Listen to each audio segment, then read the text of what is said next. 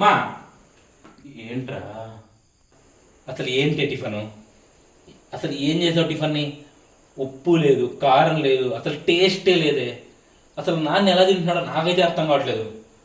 ఇన్ని రోజులు నేను హాస్టల్లో ఉన్నాను కాబట్టి నాకు ఇక్కడ ఏం వండుతున్నావు తెలియదు, కానీ ఈరోజు వచ్చి తిన్నానా, ఊరి అబ్బా అసలు టేస్టే లేదే.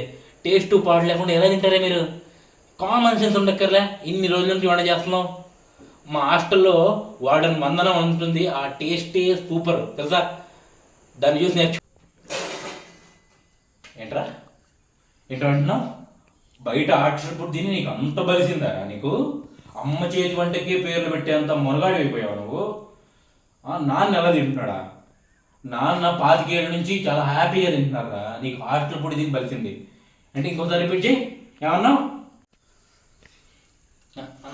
అమ్మా ఎత్తుతూ తమాషాకి నన్నే. నువ్వు నిజంగా అద్దరిపోయింది టిఫిన్ తెలుసా. ఆగేశాను నేను ఏదో సరదాగా, కానీ ఏ మాటకి ఆ మాట అమ్మా, టిఫిన్ మాత్రం ఎర్రగొట్టేసావే. కేక సూపర్.